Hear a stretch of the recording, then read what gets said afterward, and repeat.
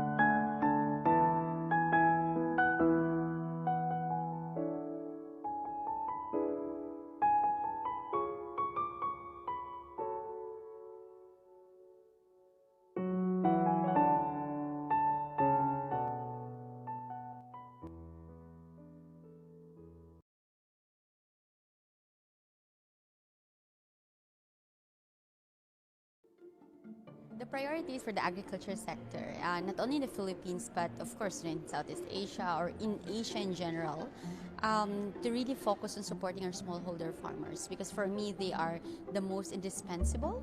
There's no food if there's no smallholder farmers, because more than 80% of the food production in those areas are actually produced by the smallholder farmers. So what I mean of support is supporting them especially on investment for new technologies, especially on regenerative agriculture, sustainable ways on cultivating crops and producing food.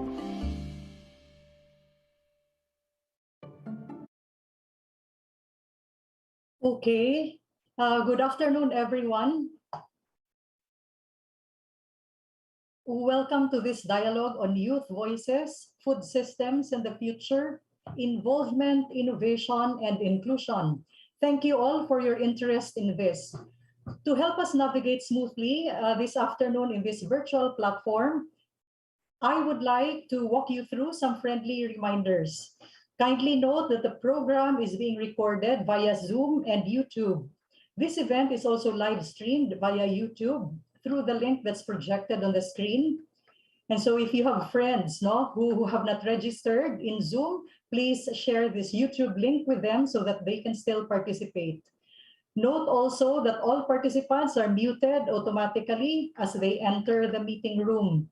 Throughout the event, you may kindly type in any comments or questions at the chat box.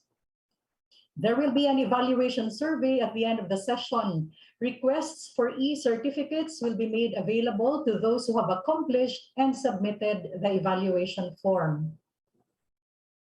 Let us begin today's event with a prayer. We ask Ms. Ophalie Alzona Pornello, Director of Ateneo de Manila's Office for Social Concern and Involvement, to lead us.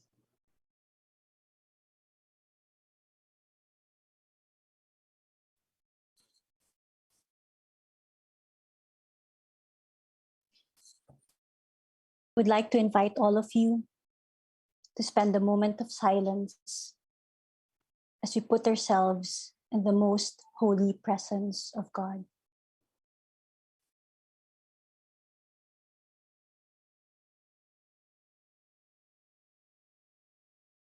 For those who wish to, you may now do the sign of your faith in the name of the Father, and of the Son, and of the Holy Spirit. Almighty and holy God, we lift up our gaze and offer our virtual forum to you and seek your guidance and your blessing. God, on the occasion of our webinar, we gather as one community to listen to the voices of the youth, to hear their perspective on the challenges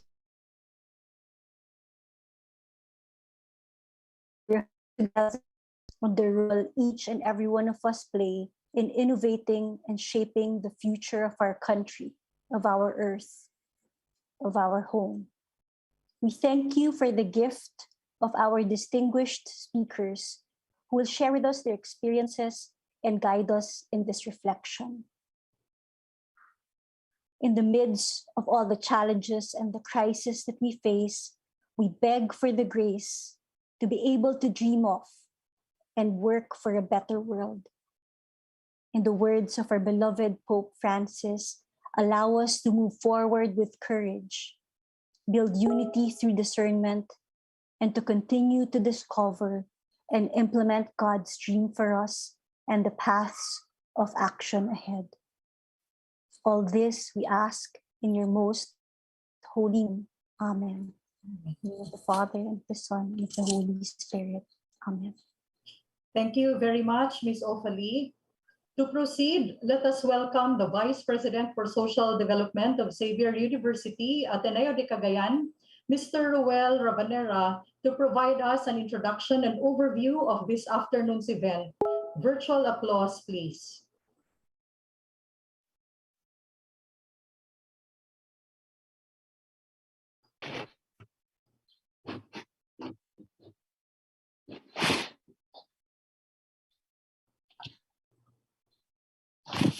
Thank you, Gail.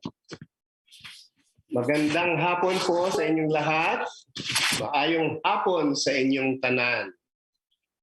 Please allow a senior citizen to welcome you to this webinar for the young entitled Youth Voices, Food Systems, and the Future, Involvement, Innovation, and Inclusion.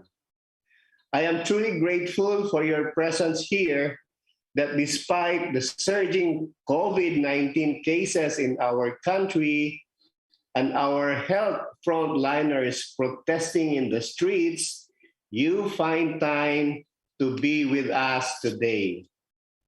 Surely the global food crisis that we are facing now merits similar attention. As reported in our first dialogue, we have almost 700 million people on this planet who are hungry. 700 million people.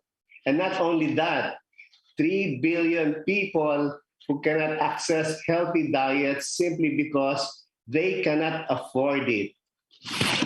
We are looking into children who have lost opportunities for their entire life by being wasted and stunted in early age.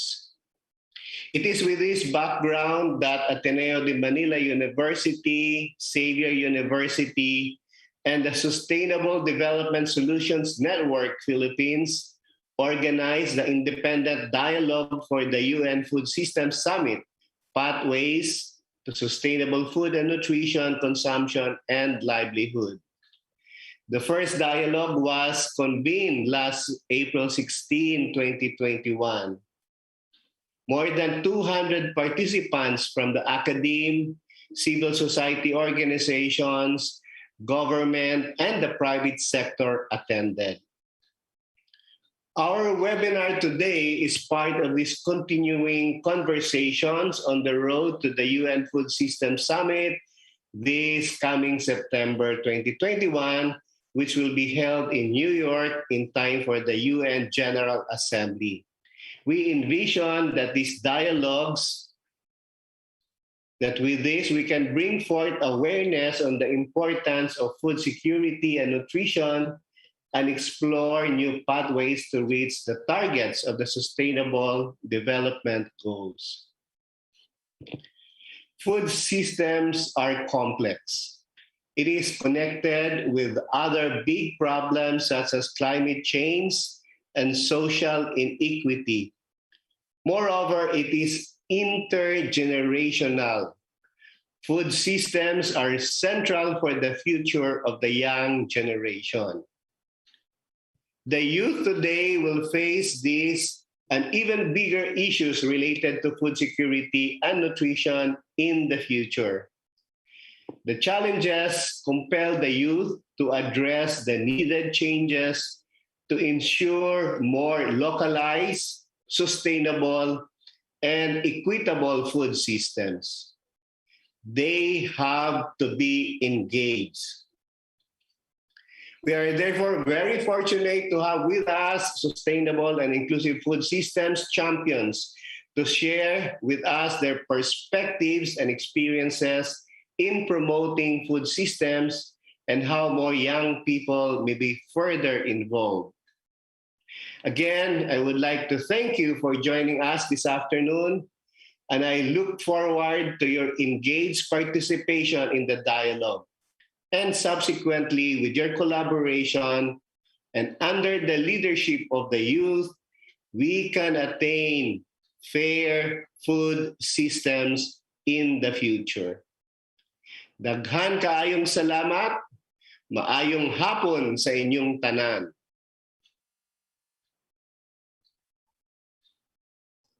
Daghan kaayong salamat. Thank you very much, Sir Ruel, for situating us rightly into this afternoon's dialogue on youth voices, food systems in the future, involvement, innovation, and inclusion. Again, we thank you, our participants, for your interest in this dialogue, which, as Sir Ruel pointed out, aims to provide an avenue for youth voices to be heard on issues related to food systems and to find paths where the youth can be further involved significantly to contribute to resolving these issues. Without further ado, let me now introduce you to our two young speakers this afternoon. Our first speaker is Saila Mercedita Galberto. Pat, to all who know her, is a proud graduate of the College of Agriculture in Xavier University, Ateneo de Cagayan. She is an environmentalist who found her path to development work after surviving the deadly tropical storm Sendong that hit Cagayan de Oro in 2011. Her experience compelled her to work on resource conservation with indigenous peoples for collaborative, landscape-wide governance. She immersed herself with the Talaandig tribe for initiatives involving food security, land tenure, youth and women empowerment. And for the past 7 years, Tat has worked with smallholder farmers together with institutions like Xavier Science Foundation, the Asian NGO Coalition for Agrarian Reform and Rural Development, and the Global Land Tool Network. Tat also co-founded the Ridge to Reef Young Leaders Incorporated, a youth-led NGO that partnered with Christian, Muslim, IP communities for watershed protection. She is currently the program's associate for Mindanao for Action for Economic Reforms, where she works for a USAID-funded project called CollabDev, which focuses on human-centered, data-driven development. So that's our first speaker, Pat. And our second speaker is Susie Agustin. Susie is a founding gardener and the head of strategy for Pocket Garden, a social design initiative in the Philippines focused on co-creating better public spaces for public health and well-being. As a venture and fellowship manager for Ashoka Philippines, Susie also works on searching, selecting, and supporting leading social entrepreneurs called Ashoka Fellows. Friends, we welcome our speakers with a virtual applause, please. And again, if you have any insights or questions during the sharing, kindly share these in the chat box. Thank you. Pat, you may take the virtual floor now. Thank you very much, Ma'am Gail. Now I will start sharing my screen.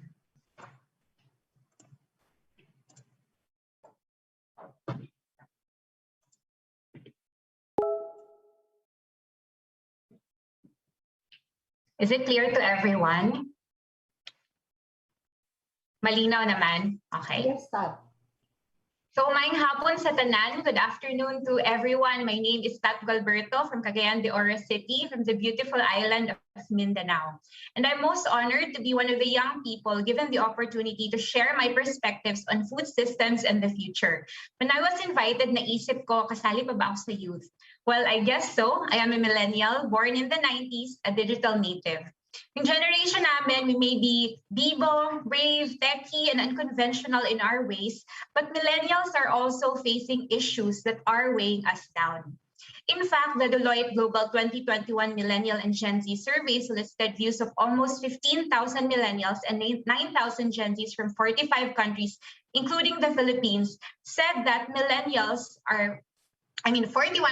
of millennials are stressed all the time. So bakit nga ba stressed ang generation namin? What are we stressing about? And the study found that it's uncertainty. Uncertainty of when the pandemic will end, uncertainty of the threats of climate change, and uncertainty of access to resources for our own and for our families. There's so many uncertainties in our fast-changing world. So as you can see, in the world, masyado nang crowded.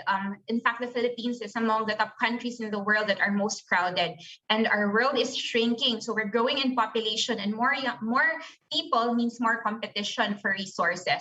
And imbalance na rin, mas marami ng mga mahihirap compared sa mga taong mayayaman. And as you can see, the gap is growing so big in terms of who's poor and who's rich. And also, our world is becoming more and more fragile, especially yung country natin, the Philippines, we are very vulnerable to climate disasters, plus meron pa tayong violent extremism na hinaharap. And although these issues may look broad or intangible or two-way out there, I learned that these issues are actually closer to home than we think. And my experience made me see the systemic problems that are in our environmental challenges and our food systems. 10 years ago, my defenseless community was drowned by the raging floodwaters of Tropical Storm Sendong. I was rescued in a santol tree at 4 a.m. in the morning with the knowledge that my next-door neighbors died. This is the actual photo of my neighborhood. Further to the left side of the road where the rescuers lined up the dead bodies of our neighbors. These are Sendong by the numbers. It caused 2 billion worth of property damage and affected almost 700,000 individuals. 1,200 lives were lost in just a matter of hours, and the most affected ones, those who are living below poverty line. My heartbreaking experience compelled me to work for Xavier Ecoville, a Xavier University-led resettlement community for Sendong survivors. That's where I saw that those numbers were not just data. These figures had real faces and names. They were actual people. I saw the grave effects of the flood on mothers, children, PWDs, and the elderly. They lost and went through so much, all because of a natural disaster. In my line of work, I then met researchers, scientists, engineers from all over who cracked down why Sendong was the perfect storm to have wreaked such havoc. Among the factors, it was largely because of the deforestation of our water source, Mount Kalitungan Range in Bukidnon. Mount Kalitungan is a key biodiversity area. It's a major water source of Cagayan de Oro and North Cotabato, and it is also the ancestral domain of the Talaandig and Manobo tribes. The Xavier Science Foundation gave me the opportunity to work here for projects on environment, land tenure, and food security, all of which I've learned are tightly linked to one another, as what Sir Ruel mentioned earlier. One of the projects we did with the community was Payment for Ecosystem Services, or PES for short. This in the picture is Dato William, a tribal leader and a farmer. He volunteered to enlist a parcel of his land to be part of PES. We call him a PES seller. He is selling ecosystem services, such as sustainable water supply, clean air, flood mitigation, and biodiversity conservation to the downstream communities. That is us, mga private individuals, business groups, the government, civic organizations, etc. We call them naman the PES buyers. They give monetary incentive to support him and other farmers to continue providing ecosystem services. In exchange for the incentive, Dato William plants native trees in pre-identified critical areas along the watershed. He maintains these until the trees are mature. We encourage our farmers as well to grow Arabica coffee, a competitive product in the market, which they can sell for extra income. The project also provides the farmers with seedlings, fertilizer, capacity building on geotagging, and maintenance support. Another project we did was called Enhancement of Community Capacity for Sustainable Ecological Protection and Economic Development. I know that was a mouthful, or EcoSeed for short. Among our interventions was empowering IT women to be more involved, especially in initiating forest-friendly social enterprise. And we made sure to actively engage the youth in important discussions about innovations in reforestation and the challenges in governing their ancestral domain at a time where competition for land is increasing. We also got to look closer at the landscape's land tenure issues through the project Enhancing Tenure Security of Smallholder Farmers in Northern Mindanao, Philippines. We trained the women and the youth to learn digital tools that would capture data that can be used for the creation of a social tenure instrument, while ensuring that the entire process is participatory and gender sensitive. The project surfaced issues on overlapping land claims and land-related family feuds, among others. But these social tenure instruments gave the farmers greater confidence in their relationship to their lands and using it productively. Here, we introduced the concept of landscape governance and how their customary ownership to the land plays a big role in the near future. The more I was there in Mount Kalitungan, the more I was learning that it was not just about the prevention of another flood from happening, but it was about the interconnection of forests, farms, food, and the Filipino people. 4 Fs that are tightly linked to one another. And we can't leave one of these Fs behind. Without forests, we'll have no water. Without water, we can't grow our crops in our farms. Without productive farms, we won't have enough food to feed the people. And if we don't have enough food to eat, more Filipinos who are growing in number will go hungry and get sick and get stuck in the cycle of poverty. This is our current reality, as what Sir Well also mentioned. Young Filipinos are growing hungry and they're lacking nutrition, and the effects are irreversible. And it's also very sad to know that the poorest and hungriest of our people are the rural farmers, the very people producing our food, the ones who are risking their lives to protect our forests and our water resources. And it's not just poverty, hunger, and conflict that's threatening them. It's also actually time. We know that the average age of a Filipino farmer is 57 to 59 years old. In about 15 years, they'll probably be gone. Where will we be in 15 years? Without trained second liners, we will lose our food producers altogether. The current challenge now is to engage more young people in agriculture, and we're actually running out of time. We are a country with a growing population of more than 100 million. How can we feed 1,100 million hungry stomachs without young farmers? Young farmers who are skilled and educated with new farming technologies while respecting the indigenous knowledge, who are on the lookout for agribusiness opportunities while ensuring inclusion and ecological balance. So that's why we're stressed pala millennials, no? The challenge of our generation, millennials and Gen Z, are indeed great. But so are we. We are a great generation, guided by the wisdom of the past and equipped with the new knowledge and technology of the present. Together, young people can push for agriculture for the now and for the future. Here are some ways to start creating ripples, which if we do collectively and consistently, can be the new wave of agriculture. First is really awareness. I got another 3S for you. Find opportunities to immerse yourself with farming communities, to understand what's really going on in the ground. Where's the gap in the value chain where you can possibly make an intervention? Second F, follow conversations like this. Because if we don't talk about it, who will? Our food and our future are too critical for us to keep this in the silence.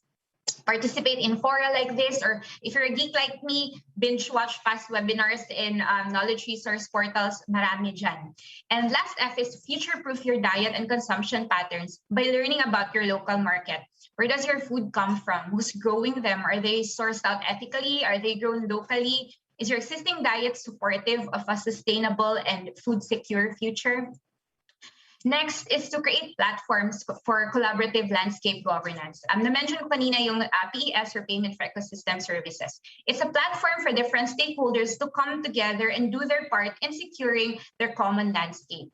Back then, we were able to gather hundreds of youth volunteers as young as junior high school students coming to us to the mountains just to grow trees. They were joined by business groups, the farmers themselves, the local parish, CSOs, because a lot of people want to donate their resources. They just don't know where to go. So creating and sustaining a space for them to experience being part of something tangible is a way to win stakeholder support. Third is explore innovation. If there are a few things COVID-19 has gifted to us, it's bringing out the heart of humanity in trying times. The community pantry is one example of these. And aside from showing kindness and generosity, it somehow preached the importance of food. Basic, locally grown, nutritious food that we all need and all can share. It was a stand against hunger and food waste. Innovation does not always mean fintech. It can be just something that we've never done before, but has the potential to turn things around. And last but not the least, using data-driven approaches. As what my superiors in Action for Economic Reforms taught me, it's hard to hit the target when you've got a blindfold on. But if you have data, you get to see the true and clear picture, allowing you to take a better aim. Data collection, management, analytics, and translating these to policy may seem intimidating and taxing, but they can be learned. And with the complex challenges we're facing and the limited time and resources we have, we need to be able to pinpoint our priorities, to know where we should start, and to measure our progress and our impact. But for data to be useful, it should be transparent and accessible to the people. We may be a stressed generation, yes, but according to the study that I mentioned earlier, we have one superpower, and that's this. Millennials and Gen Zs believe in their individual power to drive change. We are determined to hold ourselves and others accountable on society's most pressing issues. According to the study, our generation has long pushed for social change, but many now feel that the world is at a pivotal moment. And indeed, it really is. We are demanding accountability to drive changes that will result in a more equitable, sustainable, and food-secure world. Hindi lang po food for the future, but sana food for forever. Yun lang, and daghang salamat. Daghang salamat, Tat. Thank you very much for that very full sharing. No, you have already tackled many of the innovations that you have yourself experienced while. Sorry. Yeah, sorry. Yes, you have already tackled some of the innovations that you yourself have experienced in the many opportunities while here, no, in Cagayan de Oro City, and at the same time, you have also offered four of the many possible ways in which the millennials and Gen Z can really involve themselves in the issues pertaining to food systems. So thank you very much, Tat. So we will remember that millennials and Gen Z believe in their power, individual power to drive change. So thank you very much. Please stand by for the open forum later. So thank you, Tat. Virtual applause for Tat, please. Sige. So let us now give this time to our second speaker. Again, I request for virtual applause for Miss Susie. Please, Miss Susie, the virtual floor is yours now. Great, thanks, Gail, and amazing presentation, Dad. I was really touched by your story and really sobering facts, but really motivating insights as well on the future and the way forward. So let me just share now my screen. Can everyone see this? Very good. Yes. Okay, awesome. I'll just also make sure that I'll be on time with this presentation. So yes, if Tat talked a lot about food and future and her beautiful personal story with it, I also want to talk about food and the youth and a sort of coming of agency within this space. Unlike Tat, I didn't grow up in an area where agriculture was very attainable or accessible. I actually grew up in Metro Manila, so you can imagine I was in a very concrete urban jungle. But in the past year or so, there is a coming of agency story for me within the food system. And this is what I wanted to share. Maybe some of you are listening in and you're thinking, wow, I don't have as deeper roots or a deep knowledge as that in the food systems. How can I start? Maybe you can relate a little bit more to my experience. And so let me just introduce myself first. I'm Susie, as the screen shares. And the reason why I want to share my two roles that I hold now is they were very important roles to my coming of agency story in the food system. So in Ashoka, what I do there is mostly I map out ecosystems and resources to search, select, and support the country's leading systems changing social innovators. So in my work in this area, I do a lot of interviews, research, and I have basically just a lot of conversations. And because the food issue, the food question in the past few years has been such a big question, I've naturally had such deep conversations with people who are trying to solve this problem at the root of it. And those conversations just made me deep dive further into this system, although I didn't start with that intention.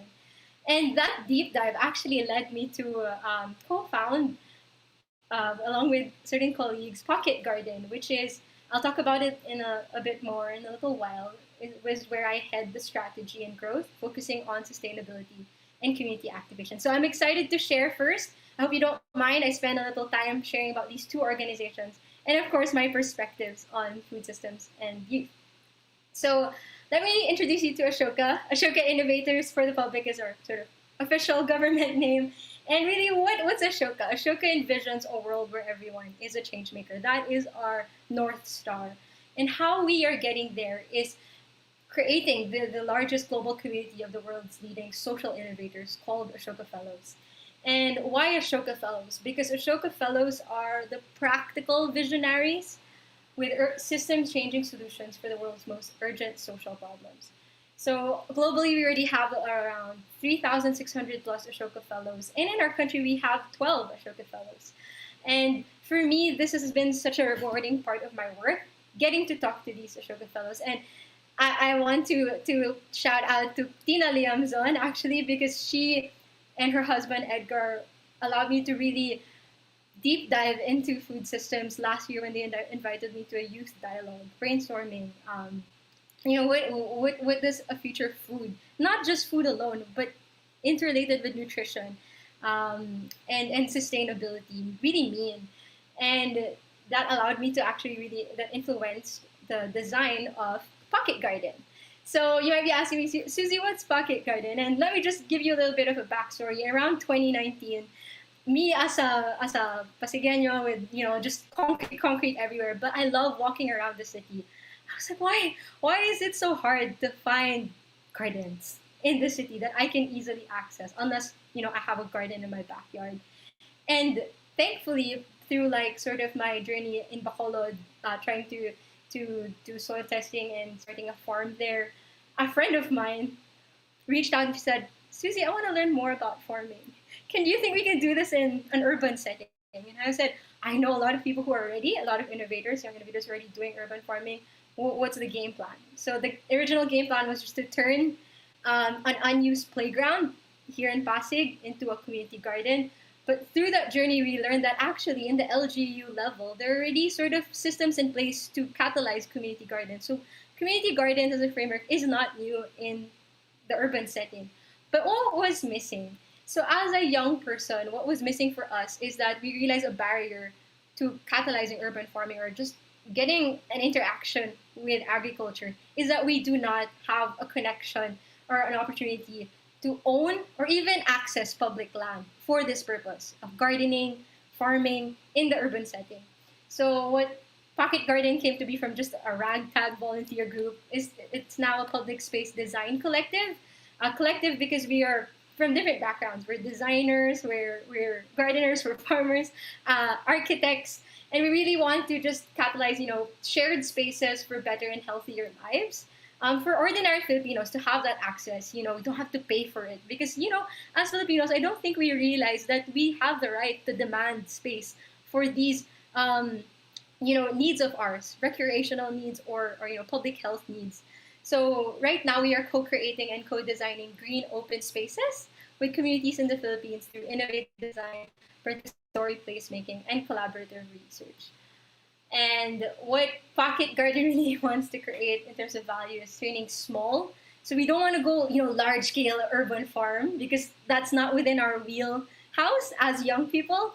What's within our wheelhouse is really seeing the potential in unused public, urban pockets like esquinitas or, spaces in between buildings, town plazas. How can we convert that to greener public spaces and potentially open avenues for food security, encourage local business, and increase overall public wellness? So you can see here, we have like the six-spoke framework. This is what we use when we're interviewing communities on what function. So we start with a space. Okay, there's an empty esquinita.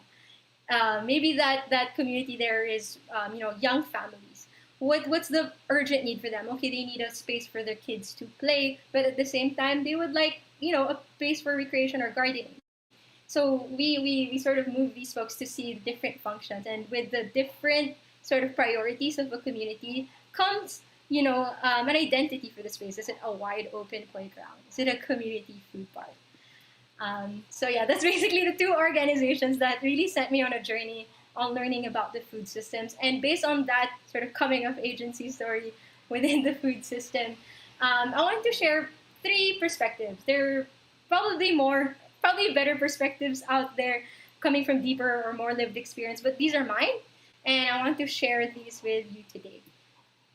So the first is that this is my personal opinion and also from other stories I've encountered, is that youth want a just food future. What's that mean? They want food justice. So they want a food system that is equitable, prosperous, and regenerative, like what Tat said earlier, right? With her experience working with local communities. And why am I highlighting this? Because in 2015, there was a survey that said that 85% of the youth respondents believe that agriculture is a viable means of livelihood. But at the same time, this was me, fresh out of college, working on an ASEAN agriculture summit. And I remember that the prevalent narrative during that time on how to engage youth in agriculture was make agriculture sexy. And for some reason, as a fresh grad, I was like, okay, maybe I'm just different or I'm off. I don't think agriculture needs to be sexy, or maybe there is an angle there. I'm not saying that's completely wrong as a narrative, but it didn't hit right with me because I was thinking when I got to interview, farmers and work for that summit, agriculture is inherently already valuable and beautiful and so many things that why are we focusing on making it sexy to attract the youth? And I wanted to back that up, that why instead of focusing on making it sexy to make it just, is that there is a sociologist who created a study on how to engage disinterested youth in agriculture. And what they found is that youth, again, from both rural and urban communities, think that agriculture is valuable, but as a valuable source of income if it had just supply chains. So maybe it's also really interesting to make agriculture sexier and all these things, but what really we should focus on is how to make it just. I want to share two stories as well from my interaction with two Ashoka fellows. So the first is with Ben Abadiano, and he invited me to his Pamalaan College in Davao, wherein young indigenous peoples, they study a wide range of things, but one of their focus areas is sustainable agriculture. And talking to these young IPs or indigenous youth, they already knew that indigenous knowledge of food is culturally valuable. But what we're learning now, and even more to being pushed into the forefront, is that indigenous knowledge of food or the indigenous food systems are also environmentally and economically valuable. And you should hear these young IPs talk about their insights in this. And maybe this is the pathway forward, right? And the second narrative I want to share is that when I had a conversation with Inez, this was around the start of the pandemic, and we were really trying to grapple with, what does food security mean during these times? And she shared that we have this fixation on production, food security. How do we increase supply, increase supply, increase supply? When she said there also needs to be a sense of food literacy. How can Filipinos have a better understanding and appreciation of food, indigenous food sources, actually? I'm not sure if you guys also experienced this, but I did. But there were a lot of young mothers or mothers in general who were, struggling at the start of the pandemic. They were saying they were going to go hungry. They were going to starve themselves to just buy milk, formula milk for their babies. But what Inez was saying is that nature already designed a way that a mother can survive and be healthy, and for their babies to also be healthy, and that's breast milk. And breast milk is its most nutritious when the mother is healthy. So it was amazing to me because when we look at when we observe how a just food future looks like, it is not extractive and it's not a zero-sum game. There's a future in when we make it just, is that everyone has a role to play and everyone can win. And I just wanted to share this example, and I think that also mentioned something about this. And there was a design brief for us in Pocket Garden on how to create a food security solution in an area in Pasig.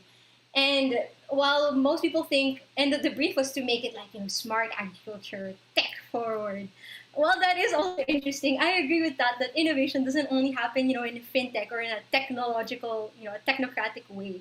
So when we were trying to really deep dive into that brief, we were thinking, smart agriculture, contrary to popular perception, does not mean automated agriculture, So we want to promote, maybe a complementary, not really an alternative, but a complementary view of smart agriculture, wherein you have a deep understanding of climate smart crops, disaster resilient growing mediums, and a no waste, a zero waste value chain. So I can't dive deep into this sort of value chain or like this loop right now, but that's what we really focus on. Like, okay, how can you close the loop in a community-based urban food security solution? So you have to we have this fixation also of going large right away and going futuristic right away, when innovation can really happen when we stop that sort of natural movement towards bigger and more technologically savvy, and really go, okay, maybe the innovative view in this case is how do we create a food farm system that will remediate the waterfront in this area. rather than exploit the waterfront, which was now, when we went to that area, it was already sort of a dying river. So that's just something I want to share, that we as youth, this is something that is sexier to us rather than maybe, large aquaponic or hydroponic farms happening in the urban setting. Number two is that food can be connective and catalytic for youth change making. That also mentioned this earlier. The youth are collaborative, and Muhammad Yunus said this. Muhammad Yunus, also an Ashoka fellow. The youth are willing to be useful to others more than previous generations. So the deep desire of youth right now is to be useful and to contribute. And the perfect example is that 3 youth organizations last year came together. Maybe before there's this narrative of millennials or Gen Zers are quite me. We're a me generation or an individualistic generation. I want to counter that. More than any generation, I see the young people, especially, I'm millennial, but Gen Zers, they do create their own brands, they do create their own organizations, but compared to my generation, I see them working together more than ever, or supporting each other's advocacy, supporting each other's campaigns. So I also want to caution that we should not generalize or essentialize the youth. What does that mean? I know I've been making blanket statements about the youth right now, but to be honest, before the pandemic, youth have been really fragmented and felt very isolated. And there is this opportunity now that they have this very shared and visceral experience of dealing with the global pandemic and the climate crisis, that the result is that they want to collaborate. They don't want to go about this alone. They want to work intergenerationally. They want to work with each other. And I want to share an opportunity here because an interesting study shared just this year that in terms of mind share, in terms of in terms of food, you think of one, taste as like the highest priority when they think about food. Number 2 is nutrition, more of like, will it make them, will it satisfy their hunger? And then they think of the environmental impacts last, because possibly the information is not there, or we haven't really bridged it in their mind that food, it has a big impact in environment. And there's a real opportunity here because in 2016, in the Rappler Youth Survey and other surveys around the world, that the youth rank environment as their top advocacy. So there's really this great opportunity to bridge environment, which is a deep desire of the youth to address, and food, and the food system. So the last perspective I wanted to share today is that youth see and want new and improved roles and approaches. So I think this one's blocking it, but so youth express a deep dissatisfaction with our current systems architecture. There's a lot of studies and this observation made by another sociologist on inequality. He surveyed both private and public school students, and they shared the view that inequality will not be addressed by our current system. They believe the current system recreates and reinforces inequality. So with this realization for youth, they want new ways. They don't buy into saying, we will fix the food system with the same system that made the problem in it or made it broken, right? With that, I want to share 2 narratives from 2 young people from different settings. The first is Mike. He's the son of a rice farmer. 16 years old, and quite encouraging and quite inspiring to me is that common experience of the rural youth who are children of farmers is that their parents share, and they see quite literally the struggles of their parents as farmers, backbreaking work, low pay. So most often not the desire of a farmer is that their children get a better future. So get educated, move out, get a better job than a farmer. But it's a common narrative of rural youth that they don't want to be far from agriculture in their lifetime. So an example is Mike said, I want to innovate ways for farmers to increase harvest. Despite being discouraged by his parents, he wants to work in this system. And what he sees is that they can create new ways. They can create new roles so that farmers don't always have to be at the losing end. Another narrative I want to share from a young person from Metro Manila is that he shared that farming will not be given much attention as the Philippines continues to give more importance to politics, showbiz, sports, and international affairs. So this was his view. And I actually shared this, like, you know, but then something that was interesting about the urban youth is that when they had an experience in a camp interacting with agriculture, they still think that agriculture is being given low importance. But it's not because agriculture is not valuable. They think the system gives low importance to agriculture. That's what they mean by officials. By officials, they mean, you know, the people in power. But then they believe with that experience in that camp that agriculture is too valuable to be wasted. So there is this dissonance. Young people see agriculture as inherently valuable, but our system doesn't perpetuate that. They see that the system actually perpetuates that agriculture is of low value. So the young people are imagining new ways so that dissonance or that gap closes. Agriculture is inherently valuable, and our system reflects that. So as a pathway forward, the key to food security from a youth angle is really one, it's based on these two narratives, right, of a rural youth and an urban youth, is that one, we should sustain and develop rural youth's favorable ideas about farming. So create pathways for they, you know, despite discouragement, you know, everything telling them that it's a difficult life to work in agriculture, rural youth still want to work in this game and want to be part of that game. We should create platforms, as Kat said, programs and incentives for them to be able to cultivate their ideas on how to create a better and just food future. And then for the urban youth, you know, we should enrich urban youth experience and exposure to agriculture. So my last slide is actually two programs I wanted to share with everyone here today. And the first is Gubataan, a Gubataan or a youth forest. Cute name, right? And it's co-designed by Ashoka and Ecology of Change Making.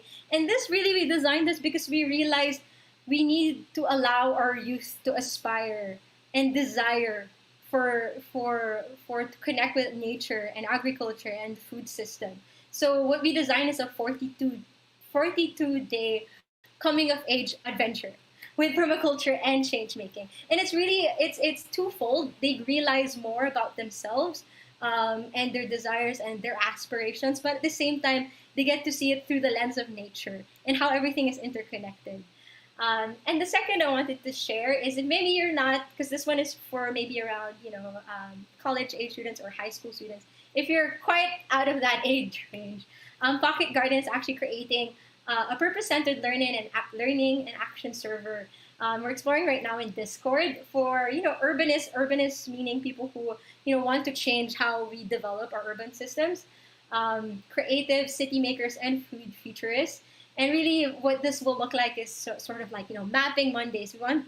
We want to, for example, unlock small unused pockets in urban centers to become more productive use of land, such as urban farms or gardens. And the first step is realizing how many of these pockets can we unlock.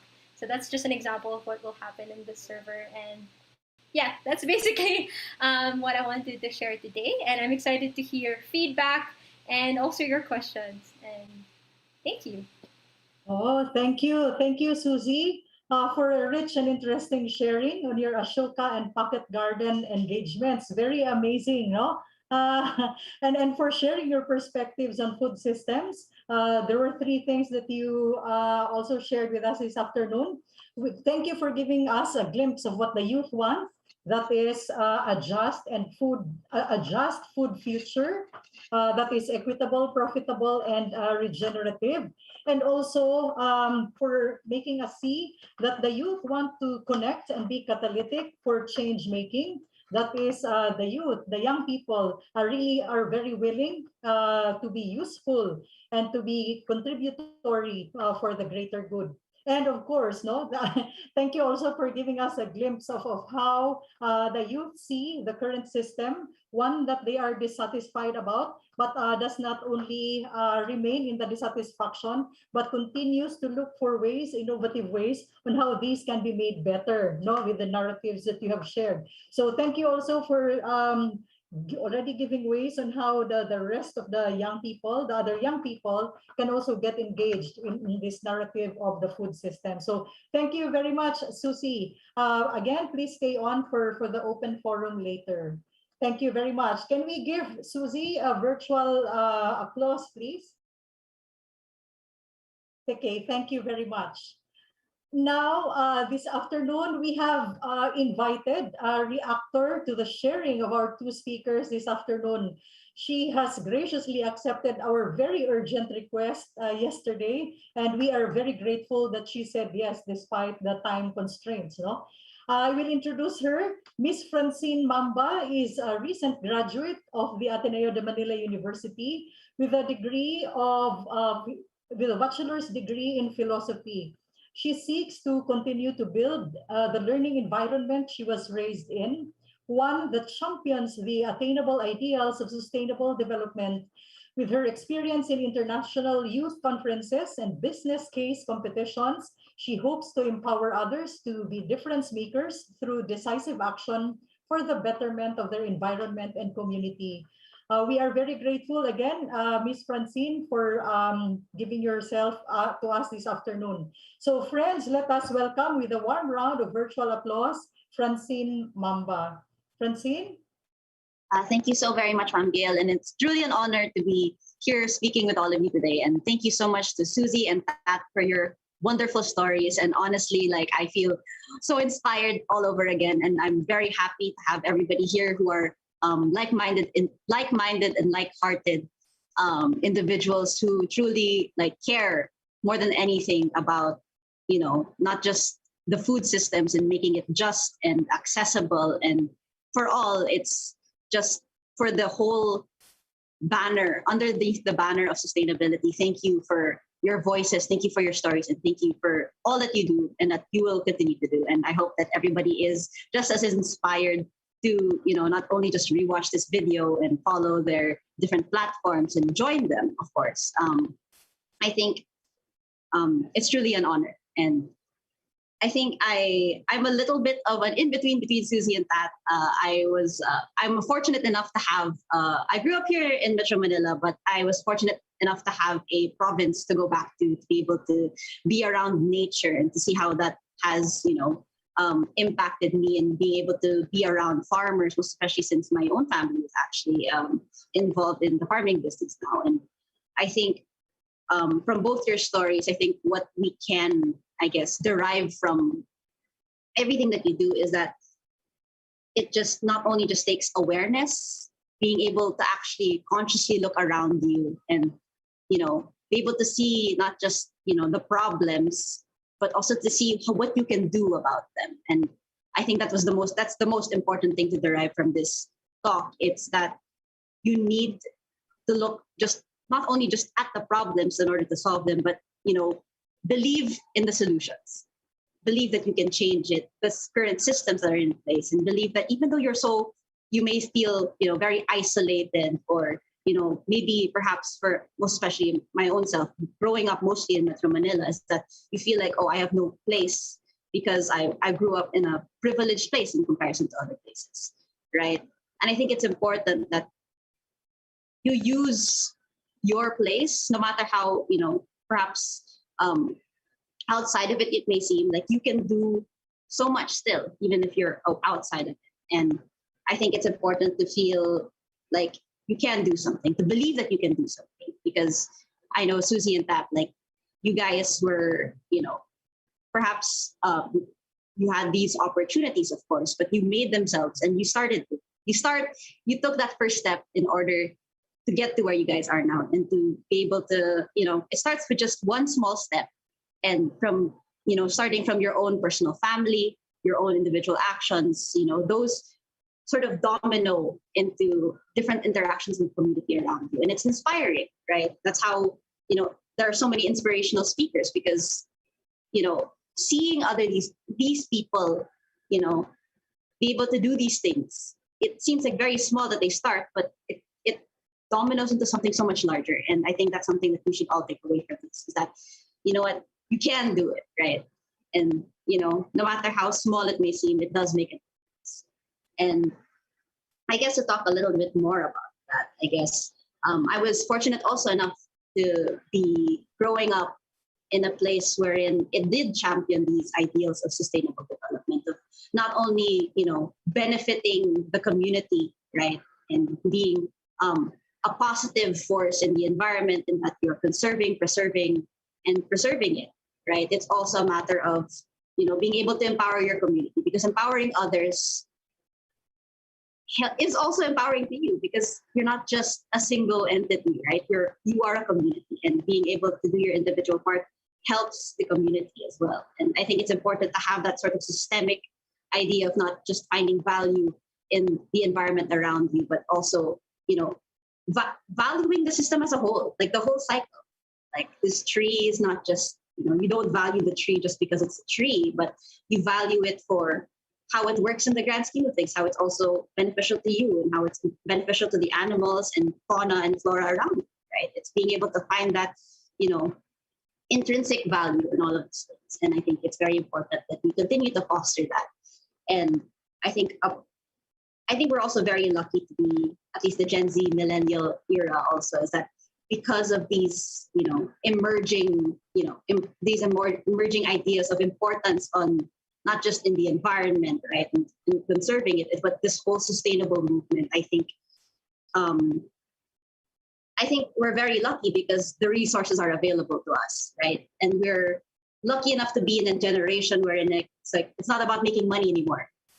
It's about justice, not just justice for humans, right? Of all races, you know, whether they're indigenous peoples or, you know, are a minority in a community. It's about justice now. It's not about money. It's about equity.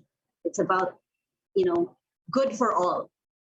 And I think that is the most important thing, I think. And I think there are a lot of ways, and it's important to remember that, you know, there are more than one ways to help, and there's so much more that you can individually do. And I think, for example, from like in Pocket Garden, it doesn't have to be necessarily like, it's amazing that, you know, from just how this seemingly small thing like a community garden, right, or a community space, these green spaces, you know, like it does have a large positive effect. You can do that with your own home. You can start from your own house, build your own garden. You know, we have a lot of plantitas and plantitas. My mom is a plantita, very proudly so. I think I have more plant siblings than actual siblings. So, you know, it starts from there, and from there you're able to value more and more like the environment and, you know, how in your community. And it really is an honor to be here, and thank you so very much. And I'm, you know, welcome to brainstorm with everyone else and how what more we could do together. And thank you again, Pat, Susie, and everyone here. Thank you for caring, and thank you for, you know, appealing to your empathy and, you know, that belief in the goodness of all. Thank you so very much. Thank you very much, Francine, for your insightful take on the sharing of our speakers this afternoon, and for adding your own voice, another voice of the youth in this conversation. No? Really, thank you for affirming that the youth can really do a lot of change for the good, change for the better, with their so many wonderful creative ideas. No? For especially in this conversation about food systems and hunger and environment and all this. So, in fact, this afternoon, it feels like I was you know, brought back down to memory lane when I was like your age, but I did not have the same awareness in my time, maybe with these kinds of issues. No, so we had other issues at that time, but not particularly this. So thank you. We have heard some of the many voices of the young people in this dialogue this afternoon. So I think there are more young people wanting to share into and to participate in this conversation. So we proceed now to the open forum. There are questions that have been written in the chat box, and there were questions that were also were provided during the registration period. So we will begin. Are our resource persons here, Tat and Susie? Are you still around? Okay. Yes, Sige. So yeah. Okay. Thank you. So we will begin. The first question is pointed to Susie. This one comes from John Carlo Kibido. If you can share an example of a community that you have transformed into a sustainable garden or mini forest, what challenges were encountered? Thank you. thanks, John. And just to be quite transparent, we're not there yet. I think when we're thinking completely sustainable as a garden, yeah, we don't have a sort of proof of concept, but we do have projects that we are working in the pipeline and in phases. So I can probably share two right now with you. So the first is there's a garden in Barangay San Antonio. It wasn't a garden before. It was actually just it was it's an alleyway. So that's why I was mentioning Esquinitas kanina. It's an alleyway that used to have like a rundown playground that the young people couldn't even access during the pandemic. It was old na, kalawang na yung playground. And there were like closed down stalls that used to be where food vendors were. So what we did in partnership with the Barangay San Antonio LGU was we asked, can we survey the Barangay San Antonio community and ask them if they would find it valuable if we turn this into a garden of some sorts. And we didn't dictate to them that it will be a food garden or or what. We really surveyed them and asked them for what are their desired functions for that space to be turned into sort of a public resource, a public shared space. So the three things that they pointed out was, yes, they wanted to plant and possibly have just a few food producing plants because it might be too resource intensive and there are a lot of residents in that area. They wanted their kids to play in a safe environment where there's greenery, so it's also to mitigate the air pollution because it's in an urban area. And lastly, for also it to be a good pathway because that Esquinita is actually could be a good access for the community that was closed off at first to Ortigas, which is a business district. So that project, it's still in phases. So the first phase was really we unlock the mobility aspect or the mobility aspect of that closed down artery at first. So right now there's a winding pathway and it's a green area and the Barangay San Antonio residents appreciate that it looks like that. But we want to take it also to the next level. So we're again consulting with the community. What type of garden they want? Is it just ornamental? Is it to create better air quality? Is it a pollinator garden? Attracting bees or butterflies? Or do they actually want a food garden? If they choose a food garden, then we'll have another consultation with them saying that a food garden takes more maintenance. It will take your ownership because Pocket Garden will not be running this Gardens for You. The real idea behind it is that that's why we do continuous community consultation, is that they will be the ones to take ownership of that space.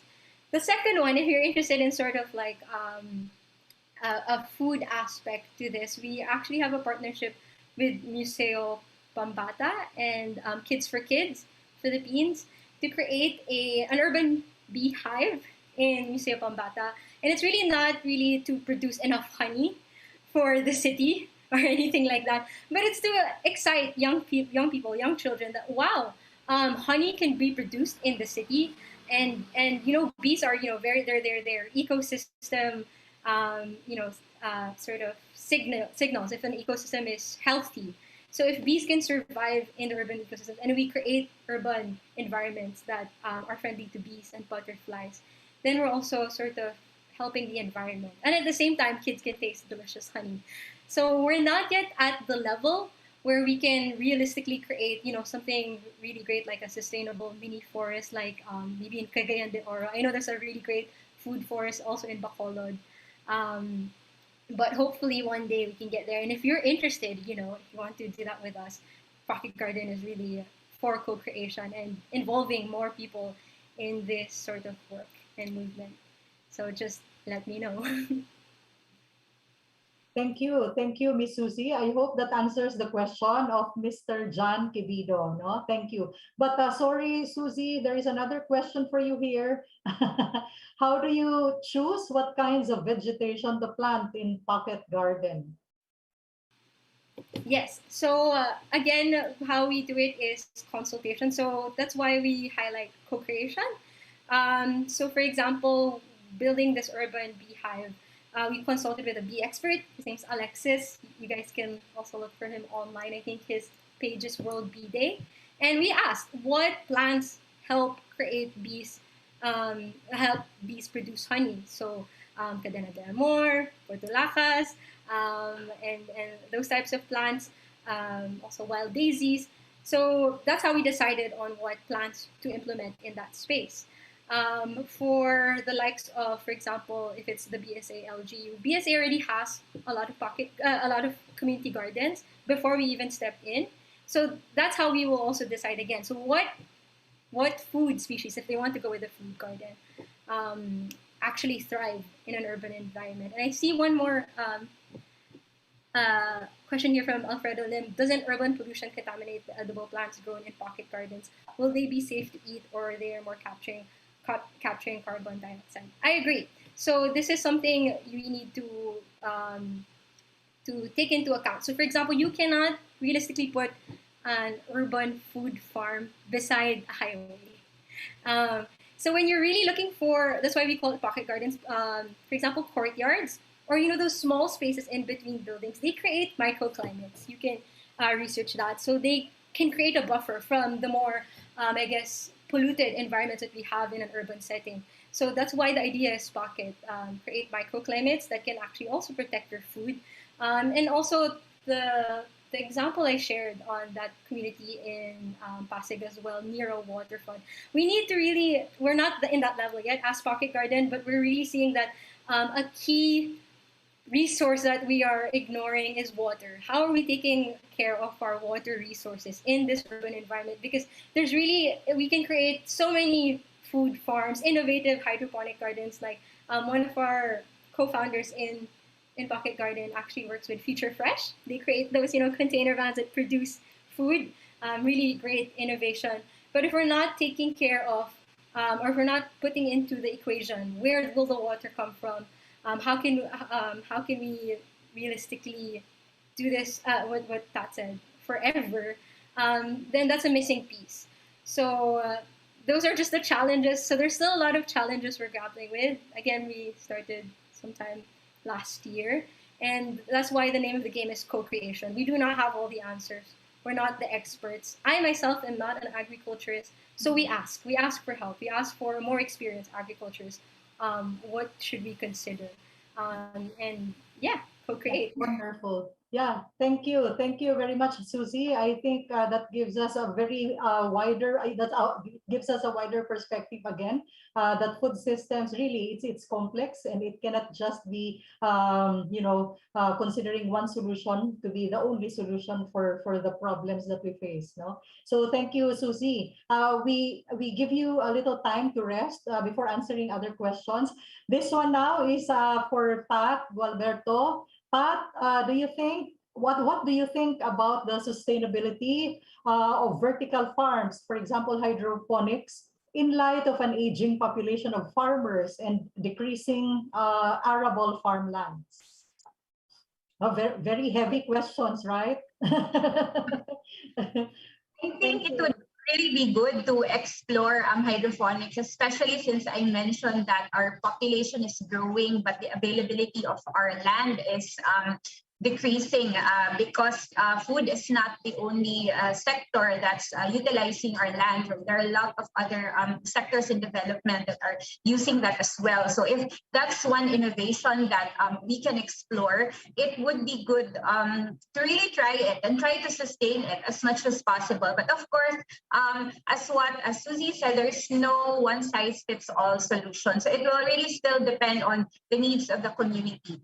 And hydroponics is good because yes, it maximizes the space available and other resources like water. And then I'm also really all for local food. So if you're growing food near you, that would be very good. You know where it's from. You reduce the carbon footprint. But again, it depends on the community, and I don't think it is something that should replace the work of the farmers. Or I don't think we should say na since we're doing hydroponics, we don't have to train the young farmers anymore. We have this new system. I think it can complement what traditional farming is doing.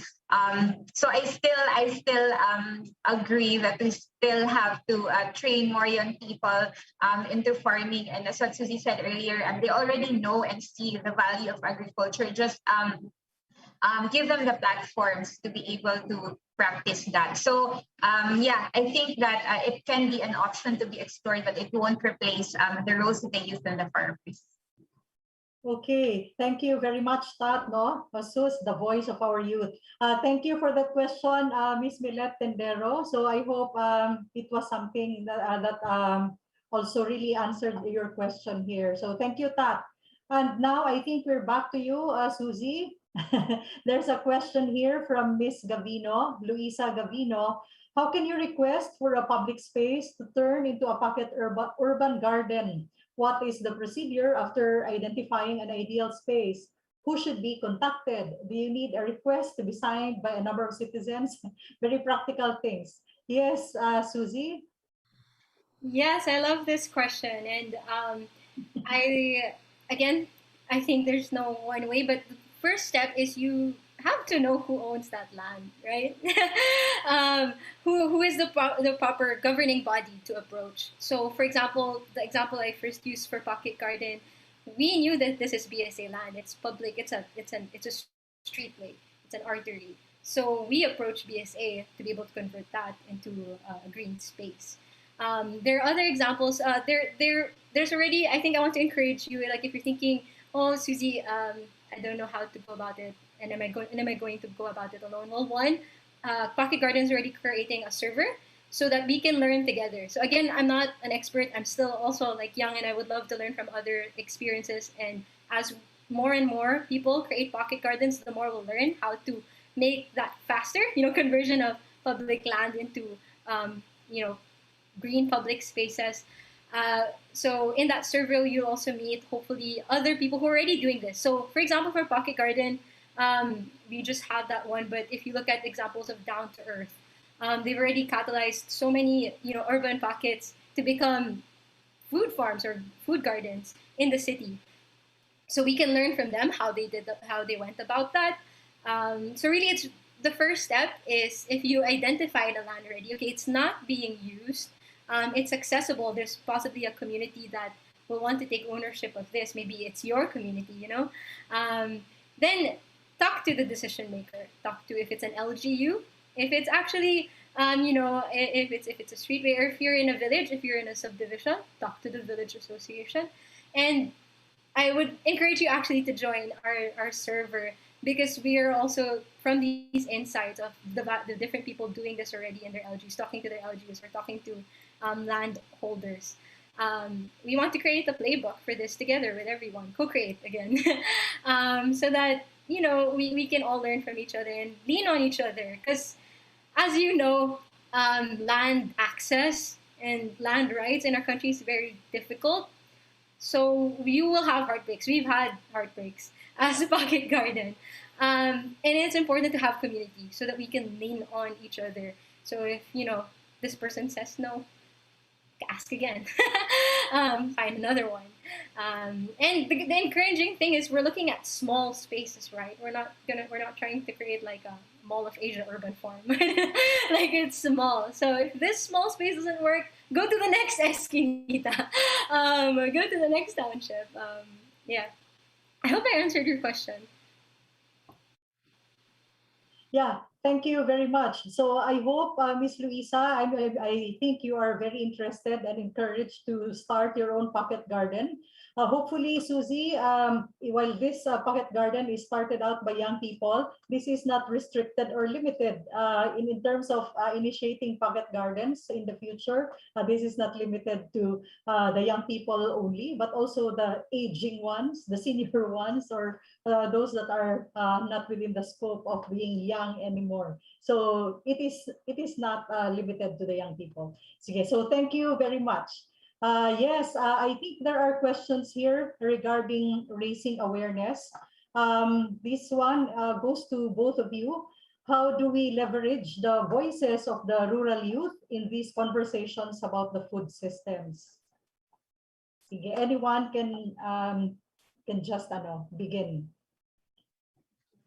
Ako na lang muna to. Susie can rest. Okay, go ahead, Tat. So she can have time to breathe. For me, in two ways. First, we can I mean, there are two ways to involve them. First, in involving them, like in the conversations that we're having now, I doubt that there are a lot of rural youths here. So that's one of the things that we should do, involve them more. And second, also in using their voices to inspire the urban youth. So in the first one, I think we should really include them. Like for me, I can share about my work with them, but I cannot really represent them. I cannot really say that this is how the indigenous peoples think, how they feel about food systems and agriculture. They have their own unique indigenous systems, knowledge and practices. And you know, even if you work with them, it's the culture of IPs na meron talaga silang reserve for their tribe because it's sacred to them. So it's really different when we hear their voice. I think they have that distinct authenticity about their struggles and their dreams that only they can communicate. In fact, when we did dialogue similar to this last year, we invited one of the tribal young leaders in Mount Kalitungan. We recorded his audio, but his video, but he also joined us during the event, and it was very powerful because you can really see him, really a farmer with in his own farm under the heat of the sun, really sharing his pains, his difficulties, but also what he aspires, and the kind of collaboration he wishes that urban youth and the rural youth could learn from one another. Like he said, he knows what's it like on the ground. He knows how to produce crops, but he said he would also really appreciate it if the urban youth could also come teach them about modern technology, about innovations that they don't know of yet, or networks that the urban youth can connect them to so that they can have direct access to market. So there's that desire from the urban youth. So I think it would be really good to invite them, to have them on board so we can also listen to their views. And second is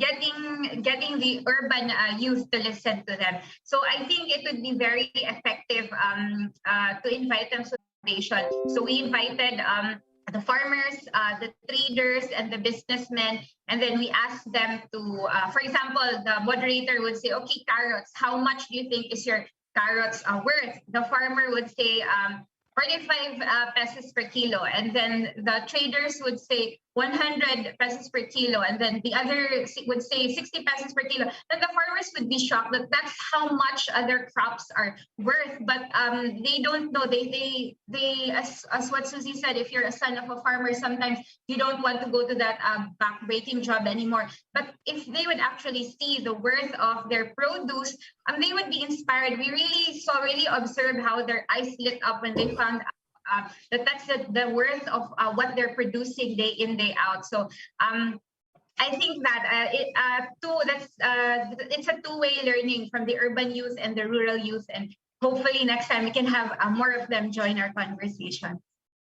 Thank you for that, Pat. No, so an interaction between the rural youth and the urban youth, but of course, no, really also involving in the conversations such as this, the rural youth. Thank you very much. Yes, Susie. I just completely agree with that. It's how do we include more of the rural youth in these conversations? Invite them. They know so much, and it can be that exchange. I love how that framed it. It's an exchange because they know a lot and they inherently value these food systems already. But what the system, again, what I said earlier, is telling them that it's not valuable. So they exchange it for maybe white collar job or go to migrate. But a lot of them that were interviewed, deep down their desires to go back. Like, okay, I'm gonna earn future. I'm not going to be poor anymore, but I will go back and put up a farm. that's their time horizon. But right now their time horizon is shorter. They're realizing the future is now.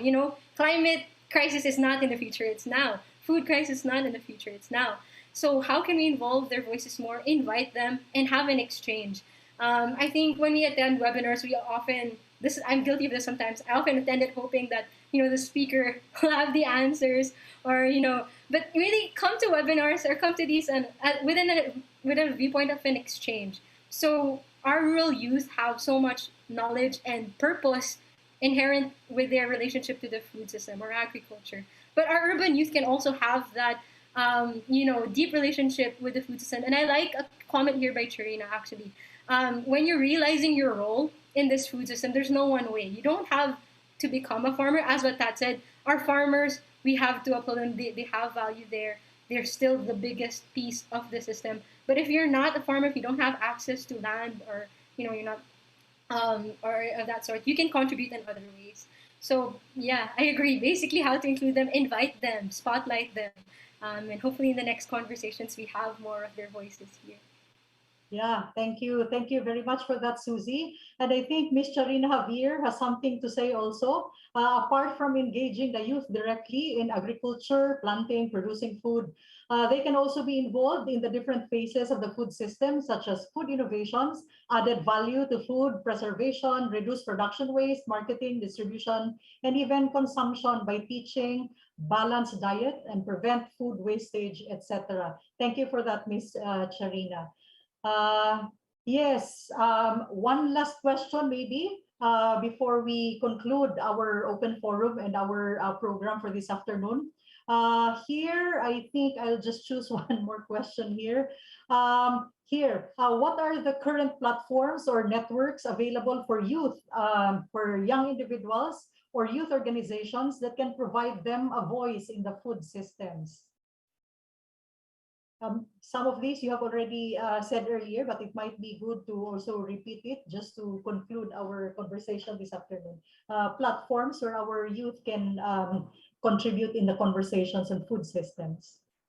Okay, from my end, I recommend Savior Science Foundation. She said what existing network as well. So I think XSF is a really good organization and institution that can show young people what's it like to work for collaborative landscape governance. So they have a lot of programs, as I mentioned earlier, the Payment for Ecosystem Services, EcoSeed, enhancing tenure security for smallholder farmers. All those platforms being done by XSF involve the rural youth. So I think it would be good if you can reach out to Savior Science Foundation. And it also, that foundation also has a lot of partners and networks such as Angong Asian NGO Coalition for Agrarian Reform and Rural Development, UN Habitat, Global Land Tool Network. So they're that tight group of networks. So I mean, tight network that work together. So perhaps you can explore reaching out to them. And of course, Susie's Pocket Garden will surely, I think, love to accommodate rural youth as well who want to learn more about that. Thank you, Tat. Yes, Susie? Thanks. And so what are the different networks? I agree with that. Xavier University seems amazing. I wish I got to learn more from Xavier University as a young person. Aside from these networks, one of the fellows I highlighted, Nabadiano, you can check Pamulaan online, and really, really amazing. If you're in Davao in that network, visit them. I think it's just amazing to see how quite literally youth are designing a regenerative future, not just in terms of food, but in general, like community development, education, and even anthropology. So I think that's one network you can connect to. I also have here, I'm trying to find the name, but oh my gosh, I'm I'm blanking on their name. But there are a lot of rural development networks. Ashoka sadly doesn't have yet a home. But then please, if you're somewhere around the age of 13 to 20, join our group or actually nominate your school to us. We're looking for schools to pilot this program with, and it can be sort of like an after-school program for you to go into. And what's nice about this is you'll meet other youth from different schools, different backgrounds as well, and hear each other's sort of coming of agency journey again in the food system. So, thank you. Yeah, okay. So thank you, Susie. I think we can also add to the platforms our own FB page on food systems. So it will be shared to you later, no, how you can access that. But I think we can also come up, no, in the documentation of this conversation this afternoon, we can come up with the list of the platforms that are available for our young people to engage in the conversation on food systems. So thank you very much. I think all of us that are here would agree that this afternoon have been very enriching, very interesting, and very inspiring. Thank you, young people, for really sharing your voices to the not so young ones anymore. So really, thank you very much. I will not say anything more, but I would only like to echo two of the comments that are here that would somehow bring to close our open forum this afternoon. One from the Department of Agriculture from Rome, not the Rome, that's the area, it's the name Rome. So it's a way to go, such refreshing, heartfelt, and inspiring initiatives. So congratulations and best wishes to the speakers. No, thank you. And finally, from Criselda Young, amazing youth. I'm sure every one of us here listening to our young people will really say amazing and that there is hope for a good future. So thank you very much, Tat Galberto, Susie, Agustin, and Francine Mamba. Thank you very much. And to all of you that had participated very engagingly in our conversation, thank you very much. So to officially close our dialogue this afternoon, we call on the director of the Ateneo Institute of Sustainability for our closing remarks, Dr. Kendra Gotanco Gonzalez. Virtual applause, please. Good afternoon, everyone. So thank you to Sir Roel Rabanera, the Vice President for Social Development of Xavier University, for his inspiring opening message. Thank you to you, Ms. Gail De La Rita, for your dynamic moderating. And thank you to our speakers and reactor today, Ms. Susie Agustin, Ms. Tat Galberto, and Ms. Francine Mamba, for all your insights. They were very refreshing and really have reason to hope. Thank you to the organizers of today's event for all your efforts towards this endeavor. And thank you to our audience for your interest and participation. This webinar actually follows a series of events that started in mid-April with the first ever Philippines Independent Dialogue for the UN Food System Summit 2021. A training workshop on how to conduct community dialogue was held in early May, followed by a webinar in late June on urban farming and community gardens, and an informal meeting with the CSO on teaching young children to plant vegetables in late July. So this webinar is a crucial component of a larger initiative to promote SDG 2 Zero Hunger. But as we have seen in our discussions today and in our past events, addressing food systems also aligns with other SDGs. For example, SDG 3 on good health and well-being, SDG 11 on sustainable cities and communities, SDG 12 on responsible consumption and production, SDG 13 for climate action, and even 14 and 15 for life on land and life below water. I'm sure that most of you, like me, might have memories of your parents telling you not to waste the food on your plate because there are so many starving children in the world. And now, taking a systems perspective of the food challenge, we realize that the stakes are actually much higher. Wasted food also translates to wasted resources, such as wasted water, soil, and energy resources involved in the food production, transport, storage, and consumption. Waste food also translates into unnecessary stress on the absorptive capacity of the Earth system, given the emissions and effluents and other pollutants generated in relevant processes. Agriculture has transformed not just our way of life, but the whole planet. You may have heard of Dr. Jonathan Foley. He's an accomplished environmental and sustainability scientist, and he's a science communicator. And he has a TED Talk in which he argues that agriculture is the other inconvenient truth. To quote him, What we have to do, I think, is to invent a new kind of agriculture that blends the best ideas of commercial agriculture and the green revolution with the best ideas of organic farming and local food and the best ideas of environmental conservation. Not to have them fighting each other, but to have them collaborating together to form a new kind of culture, something called terra culture or farming for a whole planet. We face one of the greatest grand challenges in all of human history today, the need to feed 9 billion people and do so sustainably and equitably and justly, and at the same time protecting our planet for this and future generations. End quote. In short, what we might need is a paradigm shift, a transformation of the architecture of our food systems as was affirmed by our speakers this afternoon.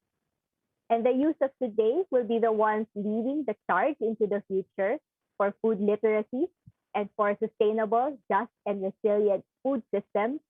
So it's crucial for new generations to find their place in this grand challenge in which we find that what is at stake is really our very own survival.